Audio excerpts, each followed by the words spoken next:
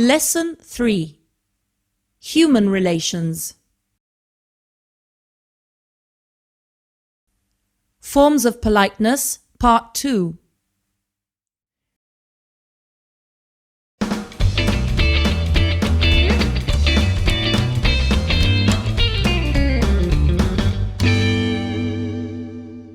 Anche in questa unità, come nella precedente, facciamo pratica delle forme di cortesia legate all'utilizzo dell'inglese in ambito professionale. Dobbiamo sempre ricordarci che la cortesia influisce sulle scelte linguistiche. Un comportamento cortese, o la sua mancanza, possono essere ricavati anche dal linguaggio. La cortesia, nei rapporti fra persone che utilizzano entrambe un'altra lingua, può aiutarci a superare barriere verbali e comportamentali per capire o farci capire meglio. Approfittiamo di nuovo delle pillole di Aldo Zoli per completare la pratica di questi insegnamenti. Polite English Part 2.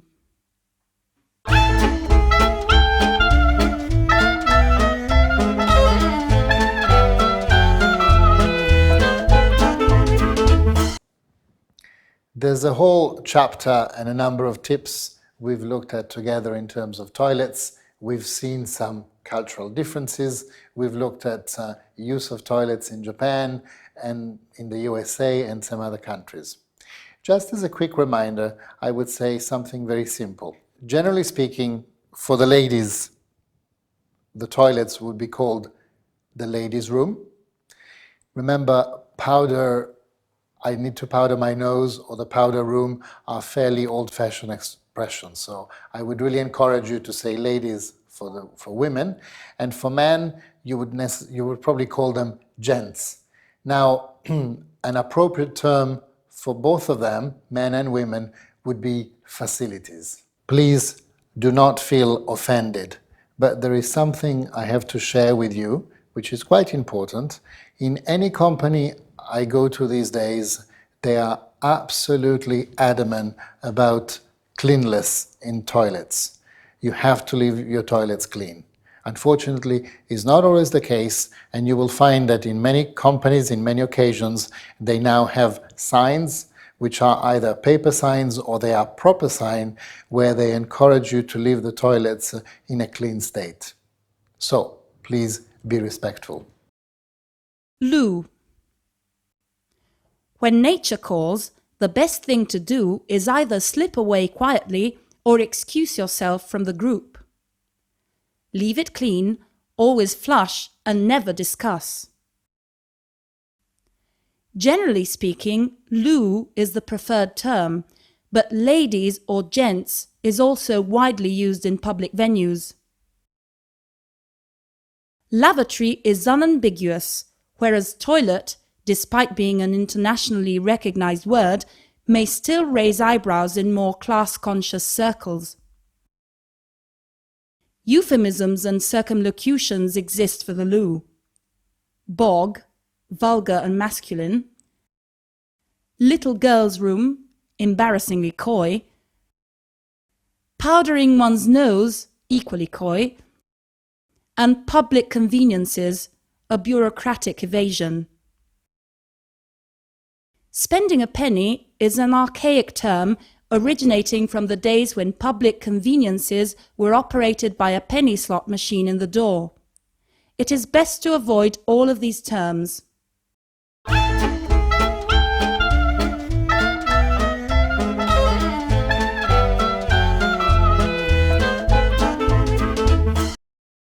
Toilets. Come si fa ad andare al bagno durante una riunione? It is true that at a certain point in time, we all have a physical necessity.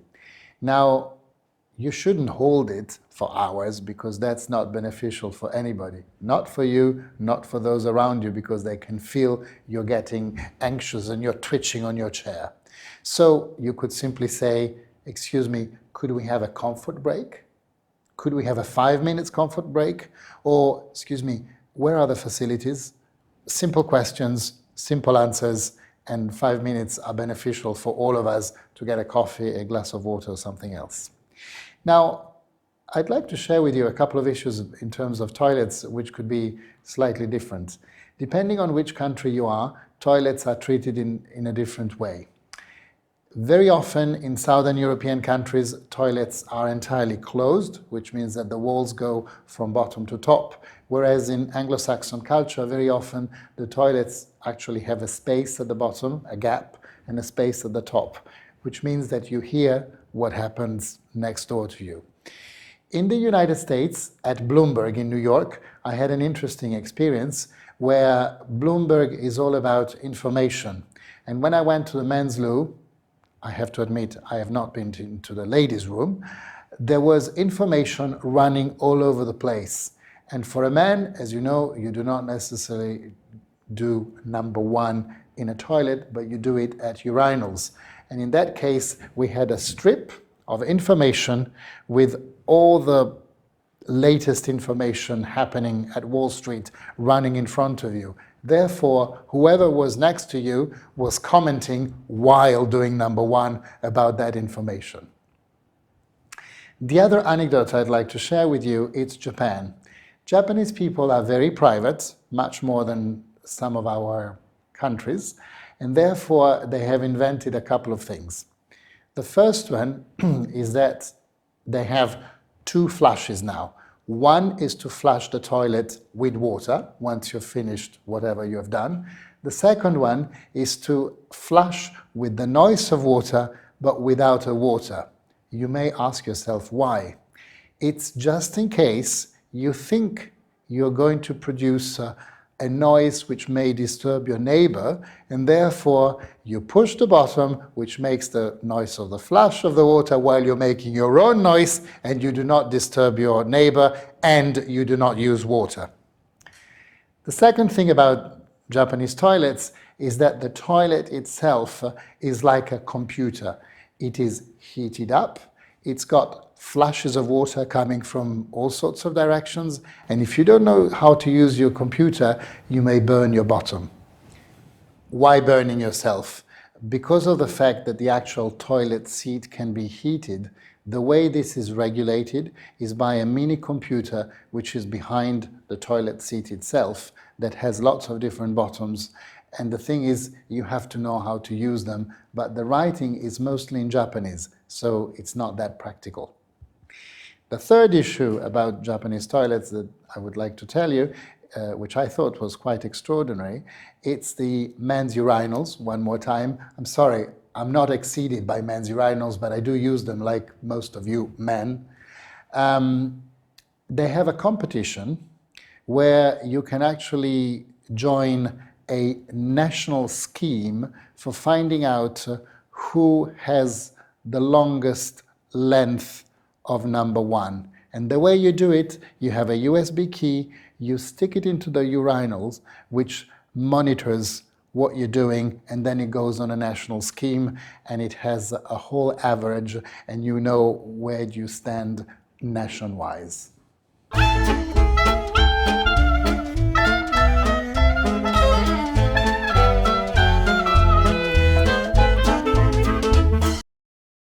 Personal space. Let's share a couple of things together. The first one is when you actually meet someone, is how do you address yourself at the person. We talked about Mr. and Mrs., we talk about first names. The other thing is that in Italy, as well as in most Mediterranean countries, we have a tendency to touch other people quite a lot. And I think this is something we should be very careful, because particularly in the United States, it is definitely not appreciated. Therefore, there's a handshake, surely. No kisses to begin with, I would say. Not even with women, because you don't know them yet. You're meeting them for the first time. Then you will see at a later stage when you say goodbye or in following meetings. The other thing is when you actually sit at someone's desk or in a meeting table, you should really be careful at the amount of space you occupy. Particularly if you are sitting facing someone at their desk, you should not invade the space, both with your papers and with your body. You should try to keep yourself a little bit more restrained. Technology I would encourage you to be careful not to spread all of your technology out, because then the phone tends to ring and the computer, if it's connected, tends to receive email all the time, and then your eyes are gradually going towards your phone and your computer and not to the person you're dealing with. So step back, think for 2 seconds and decide which type of posture you want to keep and how not to invade the other person's personal space, whether it's a desk, whether it's the meeting table, or whether it's actually saying hello to someone. Personal space. It is an undeniable fact that some people always stand too close for comfort. Even on crowded public transport, there is inescapably close, and then there is threateningly close. When someone crosses that invisible line, you tend to feel disturbed and want to step back away from the space invader, and you focus less on what they are saying than on how close they are. The trick in this situation is not to back away, but to find a way to create new space. Turn to wave to someone passing, or turn away to get something and at the same time subtly put some clear space between you and the invader. If you suspect that you are unwittingly invading someone's space, then apply the following test. If you can feel their breath on your face, then you're standing too close. We all need our personal space, both in the real and virtual world, but not at the expense of any intimacy at all. So get out there and start interacting with people. Just keep a good distance.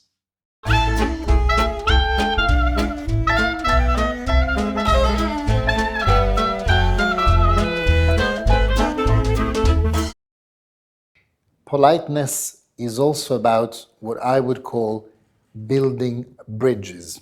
What does it mean? It means that when you're facing someone, you should really make an effort to understand what the other person is about, how the other person behaves, and what is the best way for you to react and try to be as much as possible closer to the other person's behavior. If the other person enjoys figures, then you'd like to share probably Excel spreadsheets. If the other person is more of a visual type of person, in that case you have to draw a picture.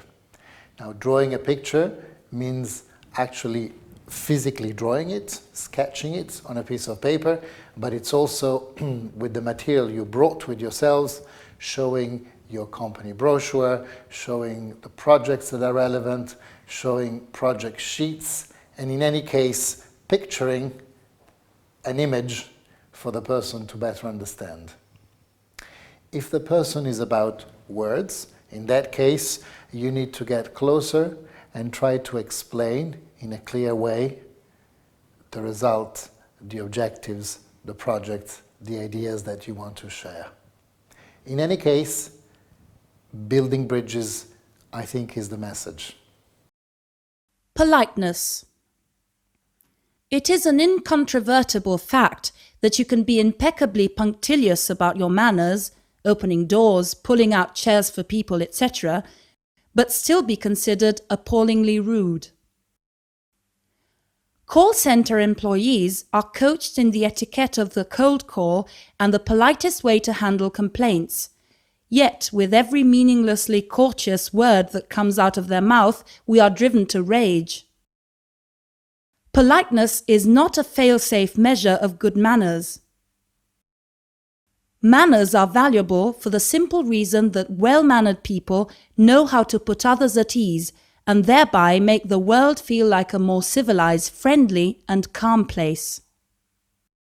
In a society where standards of behavior are falling, politeness should be preserved as the vital ingredient of what makes our world a better place.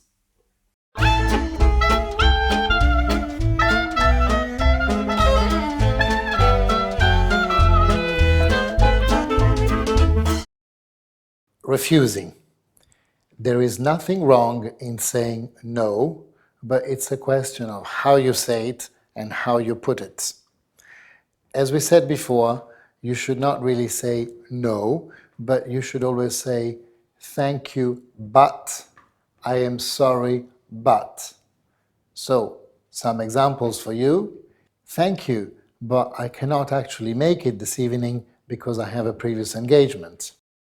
I am sorry, I would have loved to come, but unfortunately I have to take my son to the doctor and I can't make it tonight. Somehow, as a personal tip, I would encourage you to use, in a certain sense, personal excuses, particularly if they are true, as opposed to saying, my other client has asked me to, or I have another client's appointment.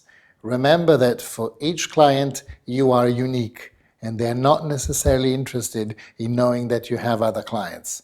Of course, they want to know that you are busy enough because they want to understand how renowned you are, but they don't want to know that you cannot do their meeting because you have another meeting. Refusing. Refusing graciously and without causing offense is a vital social skill. Whether the occasion is a business meeting or an invitation, you are entitled to turn the offer down, and on many occasions you will be genuinely unable to attend due to previous commitments. Whether you have a real commitment or are simply uninterested in attending, good manners demand that you give some sort of excuse. Simply saying no thank you would be considered rude, whereas indicating that you have a prior engagement is acceptable. Do not, however, make the mistake of justifying your refusal with elaborate excuses. Less is more, and over-embroidering will instantly arouse suspicion.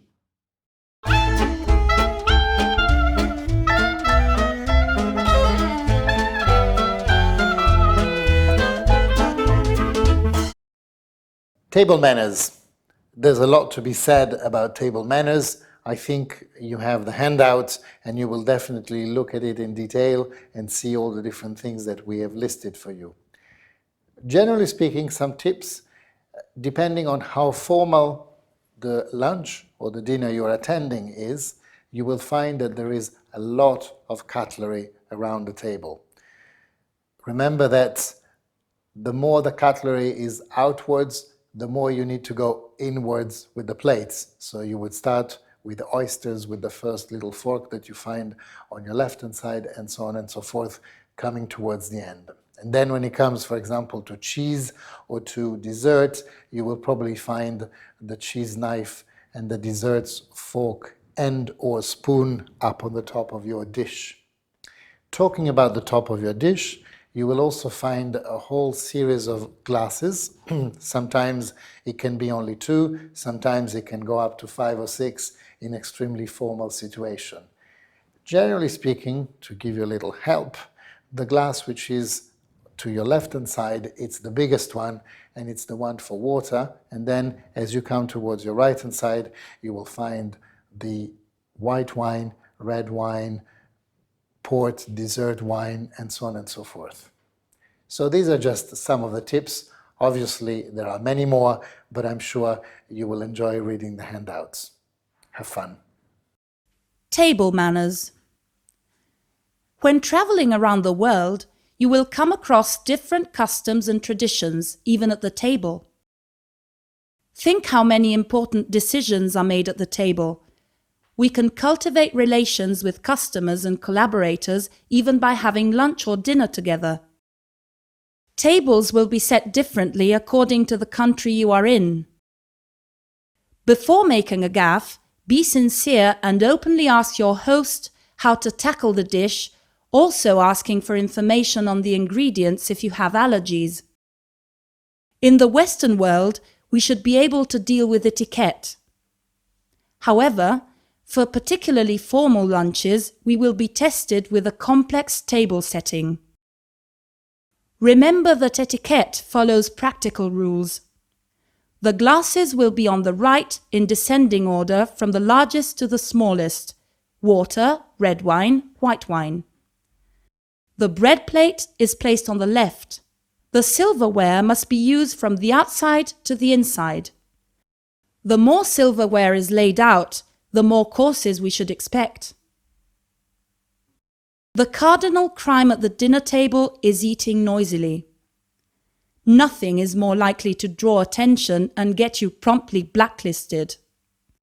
Keeping your mouth closed while chewing and not overfilling it will enable you to breathe steadily. Talking with your food in your mouth should be avoided at all costs, even when you have a conversational gem at the ready. Try to avoid directing a question at someone who is mid-mouthful, but if you do, then just wait patiently. A smile and an understanding nod will encourage them to swallow without rushing and respond when they are ready. Knives should be held in your right hand, with the handle tucked into your palm. Your thumb goes down one side of the handle and your index finger along the top, but never touching the top of the blade. Cutlery should be rested on the plate, bowl, between mouthfuls and placed together at the bottom center when you have finished. When dining in a group, always put the needs of others before your own. Offer communal dishes around the table and hold them to assist your neighbor. Good manners dictate that you wait until everyone is served before you start eating, unless your hostess invites you to start immediately.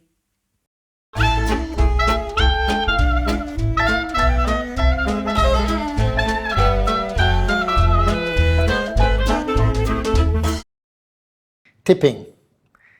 Tipping can be a rather tedious business because depending which country you're in, there are different habits.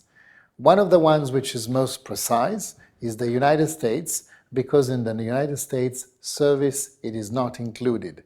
Therefore, you have to leave a tip, otherwise they run after you, and the tip needs to be in accordance to the percentage which is equal to the tax. Now, in the United States, tax is different from state to state, so you have to be aware of what the tax is and then add your tipping to the bill. One thing which could be helpful is that, again, in the USA, you can actually add the tip to your credit card, which is something you cannot do in Italy and you cannot do in most of the Southern European countries anyway. And as you know, in Italy, the tip you leave is according to how you feel. There is no fixed percentage. And in France is the same thing, although everybody expects a tip. And the other thing is that when foreigners come to our country, they don't want to pay tips because they know service is included and they don't understand why they should be leaving a tip. So tipping, it's a fairly tedious business. Tipping. Tipping in restaurants is usually discretionary, but more so in some places than others. Check your bill. Service not included means just that, and it is customary to offer 10%. If you are paying by card, you will often be able to add the tip to the amount before entering your PIN number. This is accepted practice, but leaving a cash tip is more likely to circumvent unscrupulous owners and ensure it reaches the waiting staff. Tipping is also commonplace in hair and beauty salons and taxis. Use your discretion, but err on the side of generosity. In smarter hotels, tipping is expected. You can give a small gratuity, £1 or £2, to bellboys or porters per piece of luggage if they take your bags to your room. Tipping is not an excuse to offload a pocketful of coppers and small change.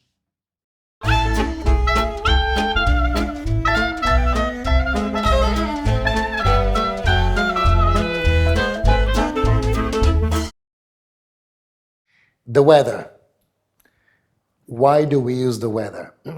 Because it's what it's called an icebreaker. The minute you go into a meeting, you all sit down, you've said hello, you've introduced each other, and then it's time to start. At that point, we said it in other occasions, you could start with a joke, but the safest of all is to start talking about the weather. Oh, what a terrible weather today. Can you believe it's been raining cats and dogs since the beginning of the month? Can you believe it's the month of August? Oh, I left Paris this morning. It was pissing with rain. Anyway, whatever it is, they love the weather is safe, and you've got no problem because everybody will relate to it. Weather. English people are notorious for their endless fascination with the weather. The topic permeates folk culture with an endless supply of proverbs and sayings, from red sky at night, shepherd's delight, red sky in the morning, shepherd's warning, to the belief that rain on St. Swithin's Day, 15th of July, means 40 further days of downpours. The weather is very useful as an icebreaker in many situations. When two strangers meet, it is virtually de rigueur to enjoy a short conversation about the weather. The primary function of this fascination with the weather is to break down a person's natural reserve. Other countries endure far more extreme weather, such as droughts, hurricanes, tornadoes, but the English weather is unpredictable. Sunshine, showers, wind and rain sweep across the country with extraordinary speed, providing an ever-changing outlook. With the advent of global warming, English people now enjoy discussing even more unpredictable weather. Blizzards in April, floods in July, and so on. With the weather as a topic, you can be sure that conversation will never falter.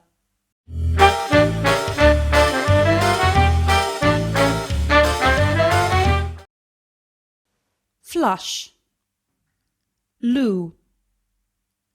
Lavatory. Toilet. Vulgar. Masculine. Coy. Archaic. Undeniable. Crowded public transport. Personal space. Incontrovertible. Punctilious. Appallingly rude. Fail-safe. To ease. Behavior. Ingredient. Skill. Occasion. Genuinely. Previous commitment. To justify. Refusal. Excuse. To over-embroider. Suspicion. Important decision. Gaffe. Complex table setting. Course. Blacklisted. To chew. Conversational gem. Mid-mouthful. Understanding nod. Tipping. Waiting staff. Hair and beauty salons. Taxis. To err. Bellboy or porter. Piece of luggage. Endless fascination. Weather. Proverb. Downpour. De rigueur. Conversation. Person's natural reserve. To falter.